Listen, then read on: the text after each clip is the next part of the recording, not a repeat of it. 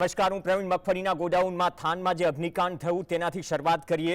આ અગ્નિકાંડમાં ગઈકાલે જે માહિતીઓ પીરસાઈ અધૂરી હતી અને ઘણા બધા કિસ્સામાં પ્રાંત અધિકારીને પણ ગોળી પાડી દેવામાં આવી, એટલે કે માહિતીની જે મેનેજરે ગોળી પાડી. હવે તપાસનો ધમધમાટ છે. 4 કે 5 જિલ્લાની 20 મંડળીઓની જે મગફળી છે ટેકાના ભાવે ખરીદેલી આ ગોડાઉનમાં રાખી હતી. તપાસના ધમધમાટ માટે એફસીસીએલની ટીમ પણ પહોંચી છે અને એફએસએલની ટીમ પણ તપાસ કરશે. મોટાભાગની મગફળી બનીને ખાક થઈ. 25,000 બોરીઓ. સામાન્ય ભાષામાં સમજાય તો ગઈકાલે પ્રાંત અધિકારી સાથે વાત કરી, એમને 825 મેટ્રિક ટનની વાત કરી હતી, પરંતુ આંકડો થોડો અલગ છે. ગઈકાલે જે મેનેજર રજા પર ઉતરી ગયા, ગોડાઉન મેનેજર જે નવા આવ્યા હતા, એમને પ્રાંત અધિકારીએ કહ્યું ને પ્રાંત અધિકારીએ જીએસટી સાથેની વાતચીતમાં એમ કહ્યું હતું કે માત્ર આ જિલ્લા પૂરતી જ મગફળી છે, પણ મગફળી 4 કે 5 જિલ્લાની અલગ અલગ મંડળીઓની છે. તો આ ખોટું બોલવાની જરૂર કેમ પડી? પ્રાંત અધિકારીને પણ સાચી માહિતી નથી અપાઈશું તો એફએસએલની ટીમ તપાસ કરી રહી છે. પણ રામ રાજ્ય પ્રજા સુખી. વર્ષો પહેલાના પડતર ગોડાઉન અને પડતર ગોડાઉનમાં જ્યાં મગફળી રખાઈ હતી 8 ગોડાઉન છે. એક પણ ગોડાઉનમાં સીસીટીવી નથી, ગોડાઉનના કમ્પાઉન્ડમાં સીસીટીવી નથી, ફાયર સેફ્ટીની કોઈ સુવિધા નથી.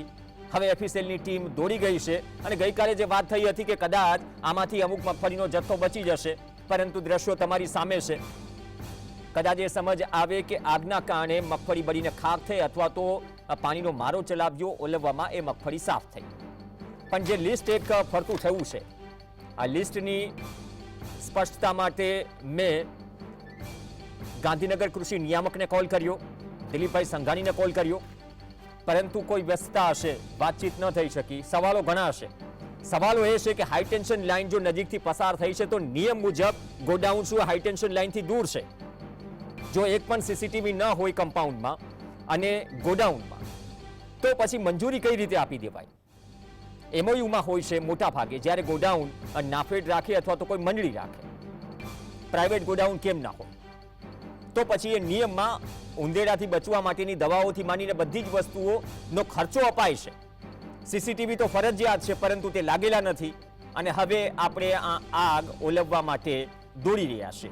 અને સૌથી મોટો સવાલ એ છે કે આ મંડળીના લિસ્ટમાં આ સ્પષ્ટીકરણ બાકી છે. અમરેલી, દેવભૂમિ દ્વારકા, જામનગર, જુનાગઢ, રાજકોટ, આ 5 જિલ્લાની ટોટલ 20 મંડળીઓ છે અને નીચે જે સ્ટોક છે કદાચ આ કન્ફર્મ કરશે એ અધિકારીઓ જે તપાસ કરી રહ્યા છે, કેમ કે ખબર જ નથી મગફળીનો જથ્થો કેટલો છે.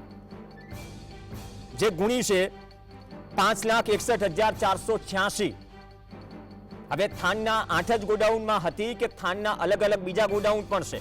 અને બીજી વાત એ કે દેવભૂમિ દ્વારકા થાનથી થાય 300 કિલોમીટર, તો 300 કિલોમીટરથી મગફળી લાવીને થાનના ગોડાઉનમાં રાખવાની જરૂર કેમ પડી? સ્થાનિક સ્તરે ચર્ચા કરી તો ખ્યાલ આવ્યો કે આ જે ગોડાઉન છે વર્ષો અગાઉ ઘઉંનો સ્ટોક કરવામાં ઉપયોગમાં લેવાતા હતા, તો હવે મગફળીનો સ્ટોક થઈ રહ્યો છે. તો ખરેખર મામલો 25,000 બોરીનો છે, મામલો 825 મેટ્રિક ટનનો છે કે આ જે લિસ્ટ ફરી રહ્યું છે મંડળીના નામ સાથે. અને વિપક્ષના નેતા પણ આક્ષેપ કરી રહ્યા છે. રાજુભાઈ કરપડાએ આક્ષેપ જે કર્યો કે આ મંડળીઓ જે છે, મંડળીઓમાં મેનેજરને સેન્ટરમાં રાખીને, કેન્દ્રમાં રાખીને તપાસ કરવાની વાત દિલીપભાઈ સંઘાણી કરી રહ્યા છે, પણ વાત સાચી છે. આમાં કોઈ પણ સામાન્ય સંજોગોમાં આગ લાગતી નથી. એવી પણ ચર્ચા છે કે એક પણ ગોડાઉનમાં લાઇટનું કનેક્શન નહીં, અંદર ખાને વાયર કોઈ કાપેલો નથી. આ કદાચ તપાસમાં બહાર આવશે, પણ જો આ વાતમાં તથ્ય હોય તો આગ લાગી કઈ રીતે? 24 કલાકથી વધુનો સમય થઈ ગયો છે અને એ ચર્ચા બહુ ગરમ છે. ગુજરાતમાં મગફળીના ભાવ અલગ છે, રાજસ્થાનમાં અલગ છે.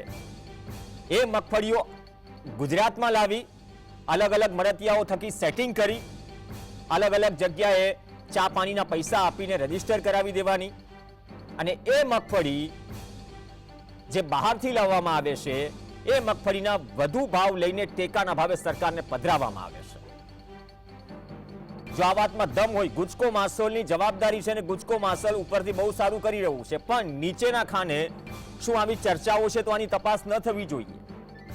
આ કદાચ સીધો સાદો આક્ષેપ હોત તો શક્ય હતું, પરંતુ ભૂતકાળમાં પણ એક ભાજપ સાથે જોડાયેલા નેતા, એપીએમસીના ચેરમેન, એપીએમસી ચેરમેન હારીજ, જે ગામમાં ચણાનું વાવેતર જ નહોતું, પાણીપત્રકમાં એક ગામમાંથી ચણાની ખરીદી થઈ ગઈ, તો આ પણ 1.5-2 વર્ષથી બહુ લાંબુ જવાની જરૂર નથી. તો ન માત્ર મગફળીની વાત છે, પરંતુ ટેકાના ભાવે જે પણ પાક જણસીની ખરીદી થાય છે એમાં પણ આ પ્રકારની શું ગોલમાલ ચાલી રહી છે. ગઈકાલે દિલીપ સંઘાણીએ કહ્યું હતું કે આમાં ભ્રષ્ટાચારની ગંધ આવી રહી છે, તપાસ થવી જોઈએ. અને ભૂતકાળમાં જે મંડળીઓ શંકાના દાયરામાં હતી કે જ્યાં પણ મગફળીના ગોડાઉનમાં આગ લાગી, એ જેતપુર હોય કે કચ્છ હોય, તો એ પ્રકારની મંડળીઓને પણ શું ફરીથી સામેલ કરવામાં આવી છે? અને આવી હોય તો શીખ શું મેળવી? જો ભૂતકાળની તપાસના, ભૂતકાળની ઘટનાઓના રિપોર્ટ હજુ સુધી જો બહાર ન પડ્યા હોય, આટલા પૈસા ખર્ચ્યા છતાં, તો પછી આમાં કેવી તપાસ થશે? સવાલ ગંભીર છે. અને આ તમામ સવાલો વચ્ચે જે પણ ચાલી રહ્યું છે, એમ કહી રહ્યા છે, એક જગ્યાએ તો એમ પણ ખબર પડી કે એક રાજકીય નેતા ને ફરિયાદી બનવું છે, પરંતુ અધિકારીઓ ના કહી રહ્યા છે. અને એવી પણ ચર્ચા છે કે આ પ્રકારના કિસ્સામાં ફરિયાદી એવા જ લોકોને બનાવાય છે ઘણી બધી ઘટનાઓમાં કે જે બાદમાં સેટ થઈ જાય. શું આ વાતમાં પણ દમ છે? એની પણ તપાસ થવી જોઈએ. અહીંયા કોઈ જજમેન્ટ આપવા બેઠા નથી, પરંતુ જે આંકડાઓ સામે આવે છે, આંકડા ખતરનાક છે. જો ગોડાઉન મેનેજર પ્રાંત અધિકારી લેવલના અધિકારીને જો ખોટું બોલી શકતા હોય અને એમ કહેતા હોય માત્ર સુરેન્દ્રનગર જિલ્લાની જ મગફળી છે અને અહીંયા 4 કે 5 જિલ્લા નીકળે, 20 મંડળી નીકળે, તો જુનાગઢ કે પછી દેવભૂમિ દ્વારકાની ટેકાના ભાવે ખરીદેલી મગફળીની એવી તો શું જરૂર પડી કે થાનના ગોડાઉનમાં રાખવામાં આવે? સવાલો ઘણા છે, તપાસ થવી જોઈએ. અપેક્ષા રાખીએ કે એની તપાસ થાય. ગઈ વખતે થઈ એ પ્રકારની તપાસ નહીં, કેમ કે ખુદ જ્યારે ઇફકોના ચેરમેન અને ગુજકો માર્શલના સર્વે સર્વા કહેતા હોય કે ભૂતકાળની તપાસ અને ઘટનાઓના રિપોર્ટ પણ હજુ બહાર ન આપ્યા હોય, તો પછી શંકાની સોય તો છે જ. નીચે અંદર ખાને જે મળતિયાઓ કરી રહ્યા છે, શું ઠીક કરી રહ્યા છે? અથવા તો જો ખોટું કરી રહ્યા હોય તો એમાંથી કેટલી ચબરબંધી પકડાય? પકડવાની જ વાત કરી રહ્યા છીએ. વરઘોડો તો બીજા નંબરની વાત છે. પરંતુ જે આંકડો છે 5,61,486 આ બોરી છે ટોટલ. માત્ર 8 ગોડાઉનમાં હતી કે થાનના બીજા પણ કોઈ ગોડાઉન છે? એની તપાસ પણ